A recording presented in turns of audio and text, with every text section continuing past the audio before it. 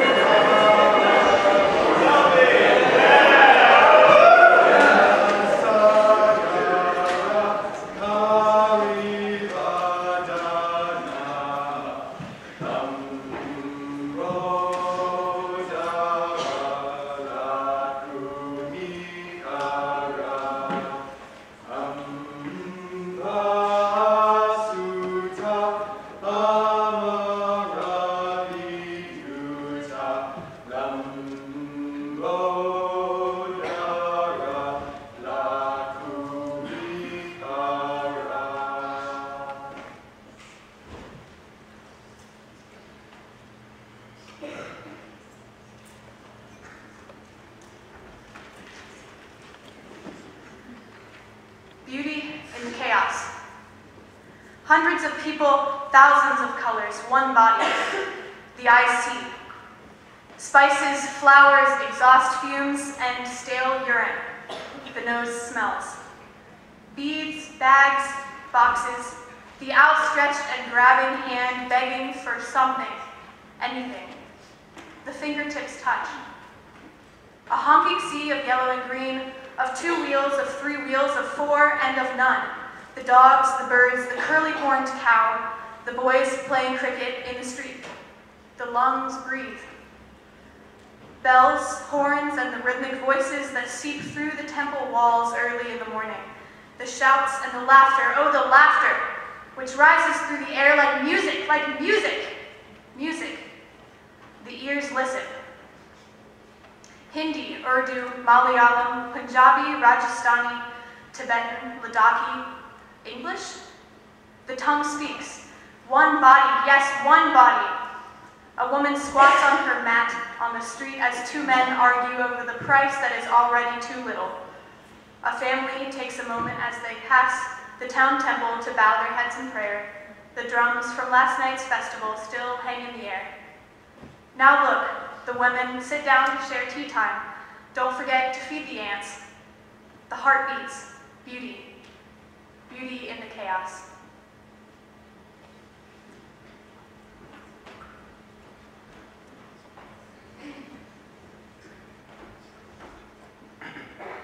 Okay, Seth Weaver said I get a burrito if I say this all in one breath.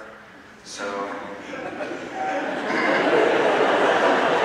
all right. Dolis, Amsterdam, Delhi, Kokata, Bagai, Nalanja, Rakir, Varanasi, Sunamatin Beach, Margo, Pancham, Jabar Island, Nocheveli Village, Guruvayur, Kovalam, Guruvayur, Trivandrum, Delhi, Mandua, Bikaner, Mandua, Dudapur, Udapur, Ranpur, Jaipur.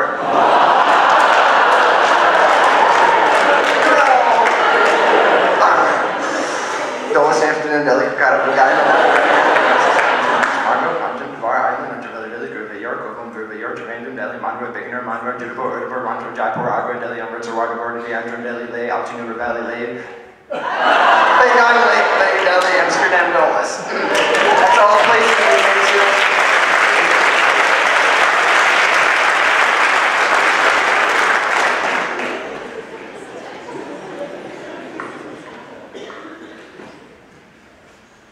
New Delhi, Calcutta, Bodh Gaya, Varanasi. The first 2 weeks were weeks of exposure. Exposure to culture, to color, to noise. A beginning of many conversations, a foundation of many understandings. As we reflect on Bodh Gaya and Varanasi, both significant holy sites of pilgrimage, an overwhelming flood of images, smells, sensations, and emotions surface. Bodh Gaya, prayer flags, blue, green, red, white, yellow.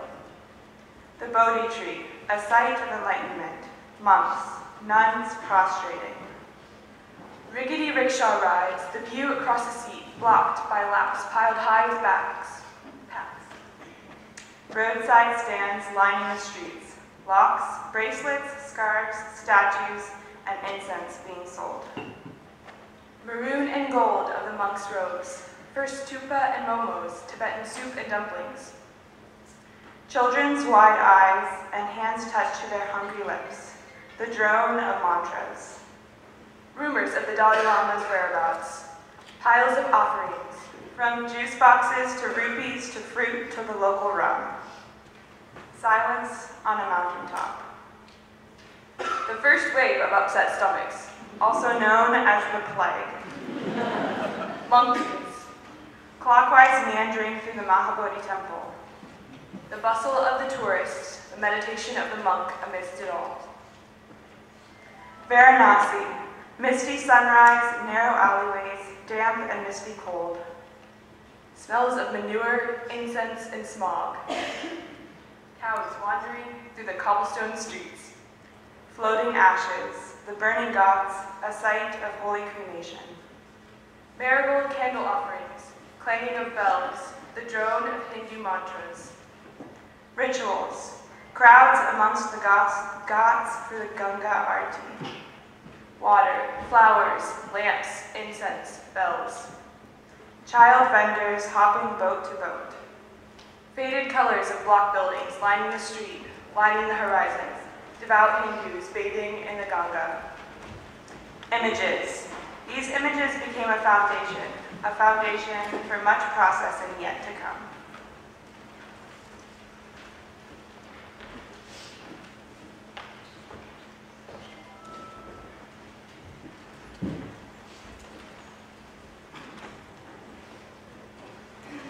You know, Seth, I don't really understand Hinduism. Well, for one thing, there's 33 million gods, so it's clearly polytheistic. There's actually only one ultimate god, so it's obviously not polytheistic.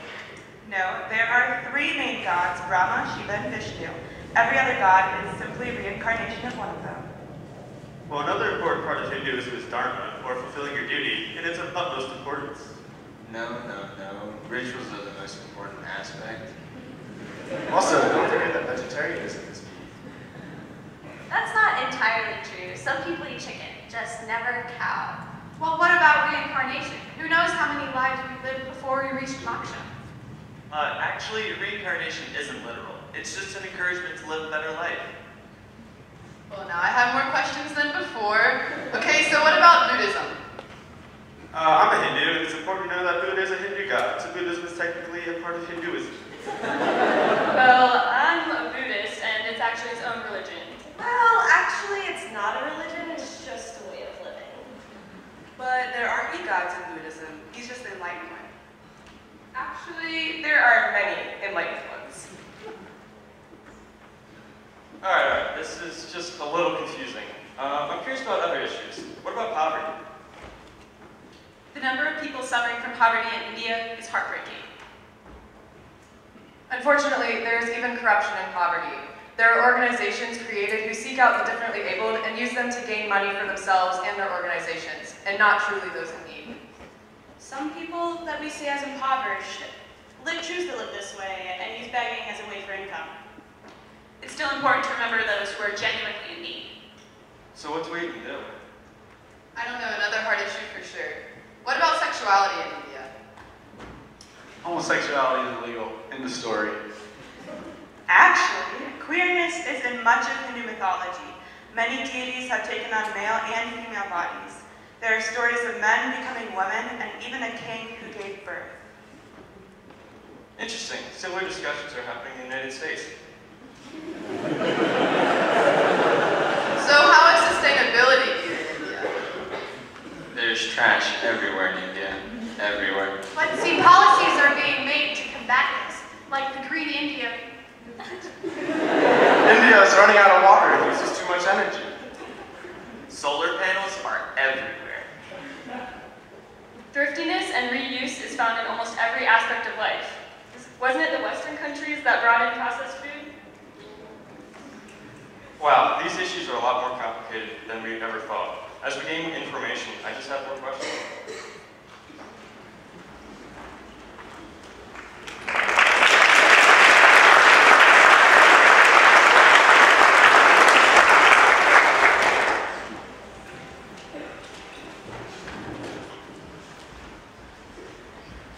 After these first couple of weeks, we went to Goa for 2 weeks, where we learned about the lasting influence of the state's colonization by the Portuguese. We also took movement classes and other art classes during this time. We then went to Kerala, the southernmost state of India. We each chose 2 cultural classes to take for 10 days. Here is a bit of what we learned. Coloring is India's oldest martial art form and is related to Hinduism. The intent with this art is not to harm the opponent, but to protect oneself. Some of the poses learned and being shown here include elephant, lion, horse, fish, and cat.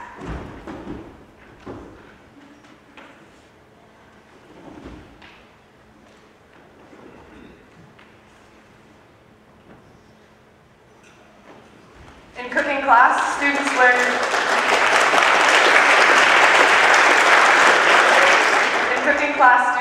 common Indian cooking techniques, as well as how to use common Indian spices.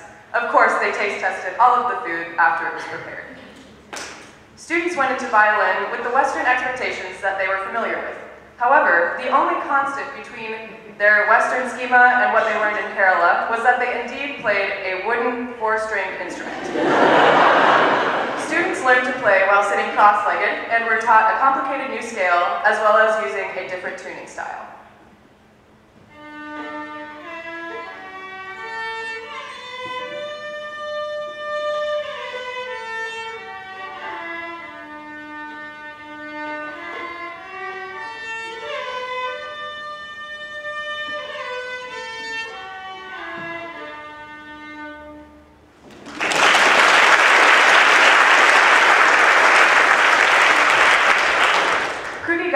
Is a traditional storytelling performance primarily based in Kerala.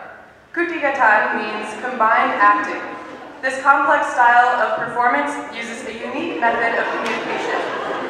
Students learned how to communicate in this way by using facial expressions and movements to tell a story. Here, Ali is transitioning from a woman in a garden to a peacock.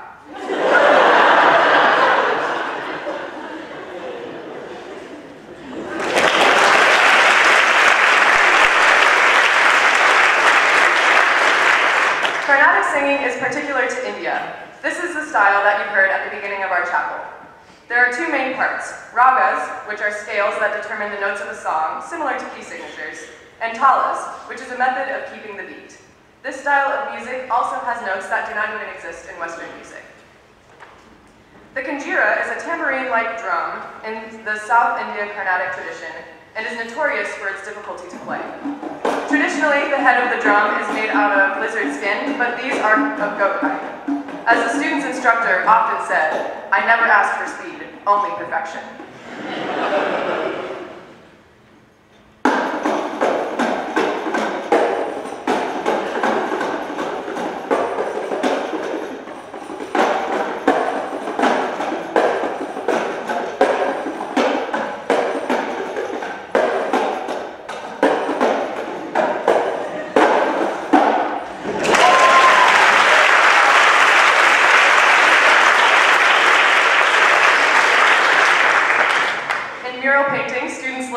Techniques based on generations of tradition.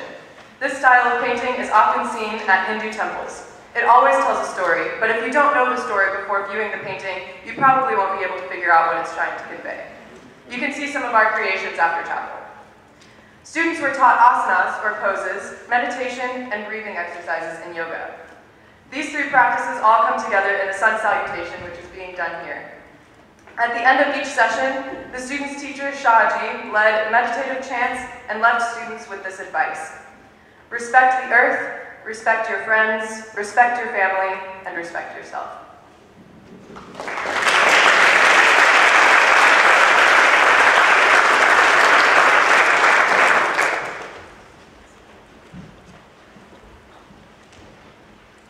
After our stay at the Sarang Center in southern India, followed by spring break, we traveled back to Delhi before heading into northwest India, into the state of Rajasthan. Rajasthan in Hindi means land of kings and is the ancient home of a collection of forts, palaces, fancy tombs, and Silk Road oases. Our activities during this period included ziplining over the blue city of Jodhpur, riding camels in the Thar Desert, staying in a centuries-old merchant hostel called a Haveli, embarking on an unsuccessful tiger safari, and an encounter with a mysterious and powerful sorceress. There we were, at the majestic astronomical phenomenon known as Jantar Mantar. We were taking a stroll past the world's largest sundial, admiring its astonishing bigness, when all of a sudden a cry broke out. We turned. It was our tour guide, Gigi, trembling and pointing a crooked finger towards the unnaturally normal park entrance. Our heads snapped in unison, eyes ablaze with curiosity, ready for a new and exciting, authentic Indian experience. The silence was deafening. A figure shrouded in mystery and bodyguards glided into the park like a train gliding into a station. Our eyes opened, our mouths wider. There she was. Hillary Rodham Clinton! She was actually there. We have no idea why.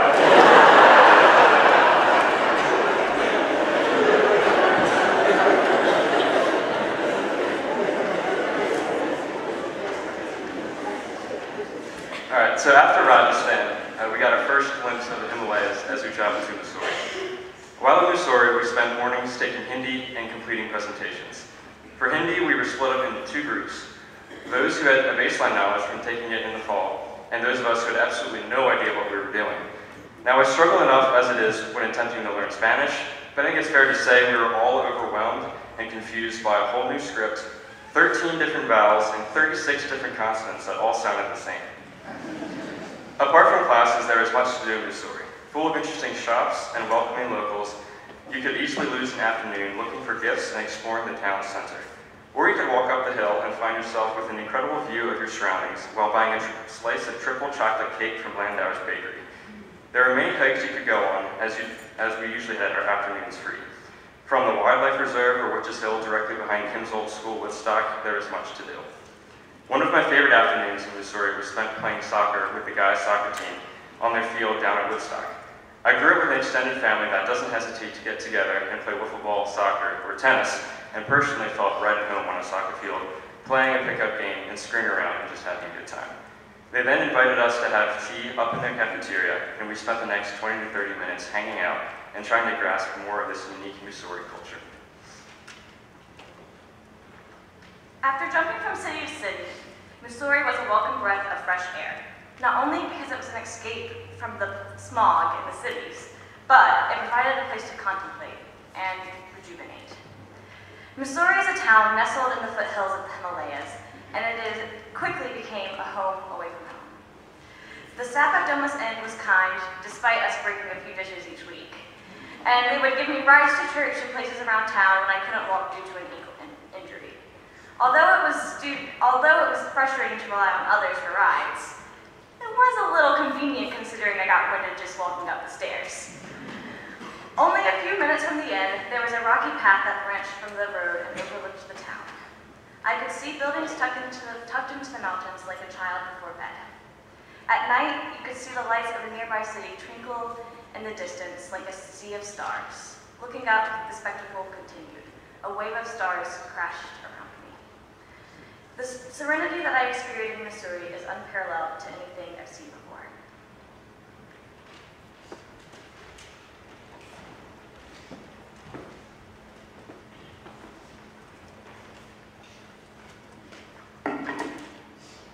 Leh and Ladakh, North India. Monasteries and many of them, prayer flags everywhere. prayer wheels to spin when we first get in, and symbols that lie within the holiest spaces of these holy places that we can ask about but never fully understand. Feeling frustrated at not understanding then, but like with many things on this trip, ending up later realizing that we've learned a lot more about this than we thought we did, that asking questions does actually pay off. Here's what I've gathered about this religion. A religion that exists within simplicity and practicality, that feeds the hardest working with boundless energy, like my host mom analogy, and that connects the people of Tibetan origin. Yes, Tibetans were pushed out of their land not long ago, but they haven't forgotten where they've come from. This is it, hypothetically written from the perspective of a Tibetan Buddhist. We exist in a world of countless powerful spirits, gods, and demons, as humans trapped in the same cycle of suffering, samsara, as any other being that we interact with does. I, as a human within this coexistence, live in a community of other humans who are united by our blood, as children of this land, our precious land of Tibet, situated between China to our east and India to our west. We wake up to the moos of our cattle, the promise of our crops, and the prestige of the Himalayan mountain range. We love what is ours. We live and expand our numbers in it. We eat together and we dance in it. And those beings we coexist with are dancing right with us. Whether we see them or not, we feel their presence in everything we do. Our goal is to do what pleases, always, in order to sustain the balance of spiritual ecology. With that, lifetime by lifetime, I do what it takes to move closer and closer to escaping this cycle and becoming a being of enlightenment, reflective of Sangai, the Buddha. Since karma keeps me accountable, I choose to do good, meditating every morning and every night on words that have been passed from the awakened one and others like him to my ancestors and now to me. I recite using my voice, meditating through pujas, using all of my body. And every day I hope to come into a fuller understanding of the wise ways of those before me. We all do this. With His Holiness the 14th Dalai Lama as our trunk, we stay tied at our roots, whether in Tibet or whether we find ourselves welcomed in by a foreign land. And with open arms, India did welcome. In Leh, we had homestays in Auchi Village, a small agricultural town nestled in lowlands beside the Indus River. For 3 days, we were divided into 6 different households. I lived with Emerson, Maya, and Hannah Walker, with Norbu and Dorma, our host parents. We helped prepare and ate a bunch of homemade noodles and steamed dumplings called momos, drank a ton of tea as well as salty butter tea, planted 4 trees, stripped bark off trees to be used for an addition to the house, hauled at least 100 stones through the village, and hiked up a nearby ridge. Now I'll share a brief poem about my hiking experience. In the thin air, our lungs are straining. The loose shale is giving way beneath our feet, jagged handholds leaving scratches all over. We made it. We're at the summit. I am here. Prayer flags are billowing. Incense is burning, shouting in Ladakhi, victory, victory to God. A frozen waterfall cascading below the snowy peaks. Silence. I hear the dull sound of moving water, the Indus whispering along its way. A small white butterfly is meandering by. My, what wonderful things I am seeing today. Going, going down. I am skiing, with no ski but shoes in shale and dust. The wind is whipping.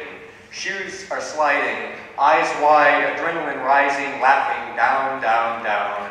Chills running down my spine. I am laughing, I am here. Victory, victory to God.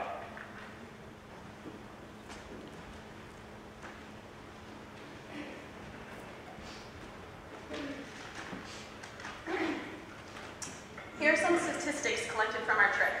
Number of days spent in India, 105. Number of different beds slept in, 36. Number of religious sites visited by the entire group, 40. The number of forts and palaces visited, 21. Number of selfies taken by Yelisei at these sites and others, 1,129. The number of selfies taken by the rest of the group combined, 330. The number of tour guides, 23, but only one Gigi. The number of hours spent traveling by train, 73 and a half. Number of hours spent flying within India, 10 and a half. The number of hours spent on a bus, I can't count that high. The number of cups of chai, over 6,000. Number of ice creams eaten by Trevor alone, 70. The the record for the longest time without showering, 31 days. Record for washing clothes the least amount of times? Never. As in 0 times. The total number of scarves and shawls purchased by our group, 113. Number of pants bought? 80. The number of curtsies bought, 52. Number of times these clothes were torn? 78. And finally, the number of books read by the entire group, 244.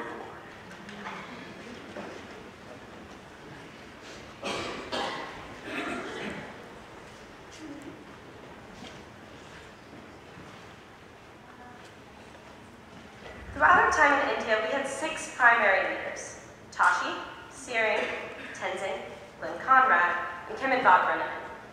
Here's an introduction to part of our family. My name is Tenzing, I'm known as Momo, and I've known Kim since school. Her dad was my guidance counselor, he tried to guide us. Anyway, we call Momo Tours, and this is, you guys are our fourth group, and it's always a pleasure. My name is Jirin Chonin-san.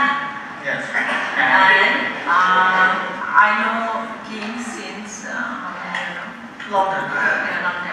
Going first figure out the room and something wrong and check the room and tell them to bargaining and you basically take care of them. Yeah. I'm so happy getting around you guys. Thank you guys so much. Hello, my name is Glenn Conrad. Traveling with the Indian trip. I am a Mennonite missionary kid. Grew up in India from the time I was 1 to the time I was 18. So somebody had the bright idea that if I would come along and sit in the back of the bus and cause trouble, that would be good. So that's what I've been trying to do. And it's been great fun. It's really fun to see India again through new eyes. And I've enjoyed it. I've enjoyed it enormously. We could all do that. That's about it, I guess. My name is Lord Nima. I am from mystical land, far away in the called Missouri. We had some great Tibetan food and learned a lot of Hindi. Kim and Bob have been very supportive to our family and to our company called Momo Tours, who took you guys on this trip, who were able to organize it with them.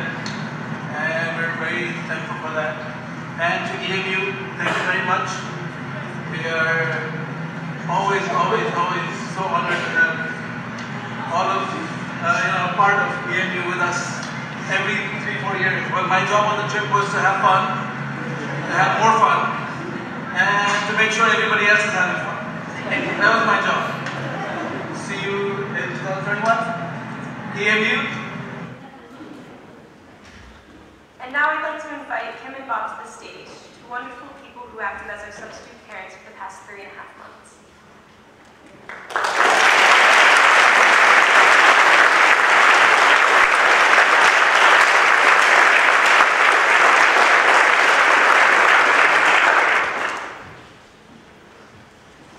We had this common saying throughout our semester: India wins again. Every time an unexpected and undesirable circumstances took place, Kim was there to handle it with nothing but patience and grace. Whether it was waking up in the middle of the night to give us medicine, a student losing a passport on the top of a mountain, a 12-hour delayed overnight train, or getting 3 vans stuck at 18,000 feet in altitude on the snowy Himalayas. Kim, the things you did for us were countless, and we are beyond grateful.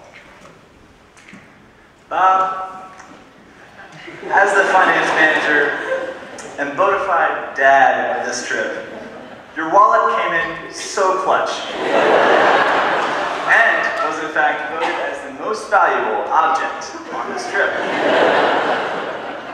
In all seriousness, we deeply appreciated your gentle spirit, your stylish flow, white socks, bright hats, and wise guidance. Kim and Bob, we have for you a framed picture, a painting done by our own Nicole Litwiller, Some thank you cards and a gift card to Taj of India. Thanks so much again.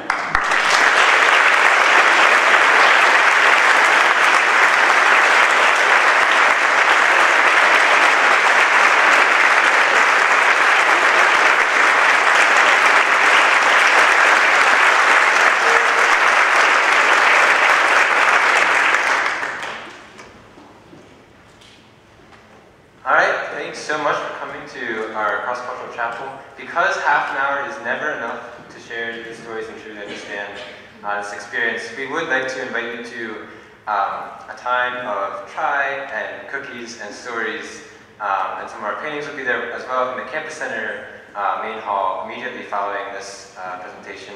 If you have time and would like to talk to us some more individually and hear some more about our trip or ask any questions, we'd love to talk with you there. So in conclusion, I will offer an ending poem, and then we'll have a picture slideshow at the very end. The slideshow is done by Abigail Shelley and Justine Knoll and features music done by our very own Luke Mullen.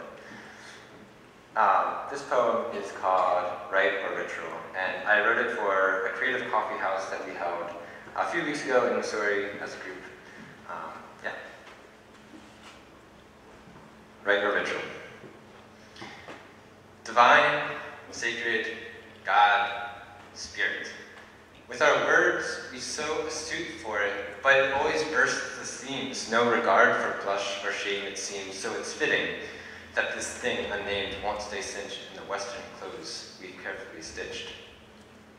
Toothy temple bracelet tires, drama mostres, twisted spires, God descending funeral biers, and haunting red cremation fires, all things meant to awaken or inspire a newfound belief in a power higher. But just as with every story or sword, there's a second side, one not as heard. The labor behind every mug poured or the hours spent on a title word, and this religion cannot be ignored. It has its own unheard, where meanings are blurred and emotions stirred, a lesson we learned when a sixth wrath we incurred. Hot, heavy, and sudden, like a cloud it came, before you could blink, no time to think, covering all with a bittersweet stink marked by traces of jaggery and shame. We broke a rule, never spelled out in ink, but that doesn't excuse us from taking the blame. Shaved head, robed in red, prayer beads back bent, he shoves me aside, this monk is intent, nothing will dent his spiritual ascent, too bent on finding enlightenment to see the ones for whom the light was meant.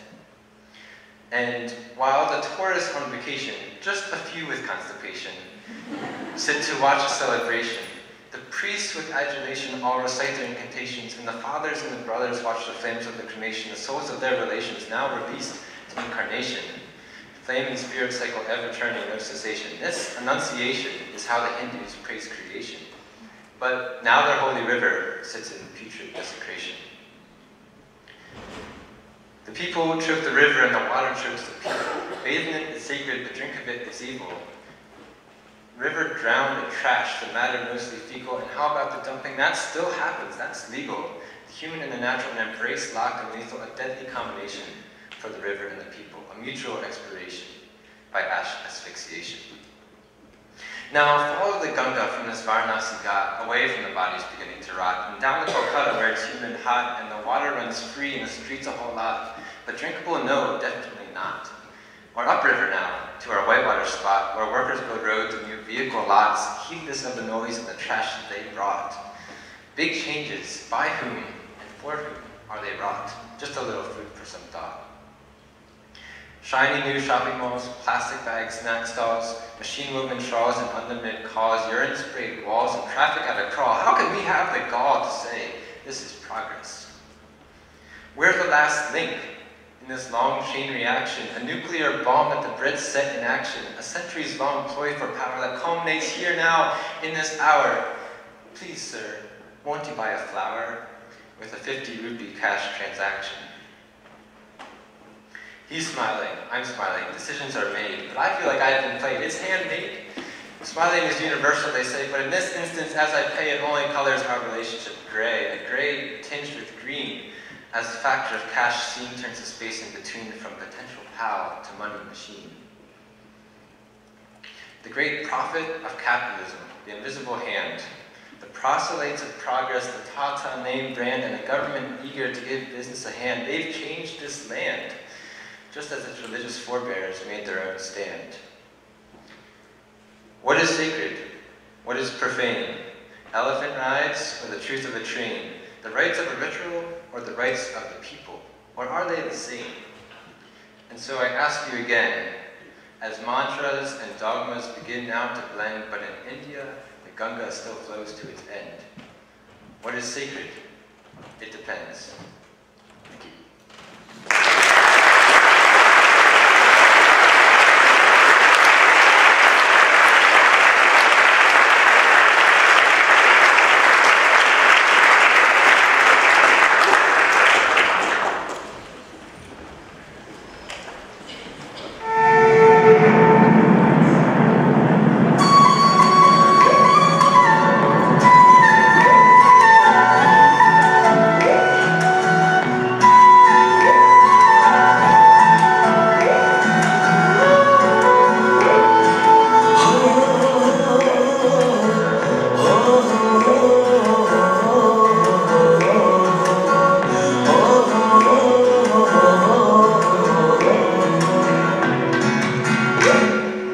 Vedo poco, ma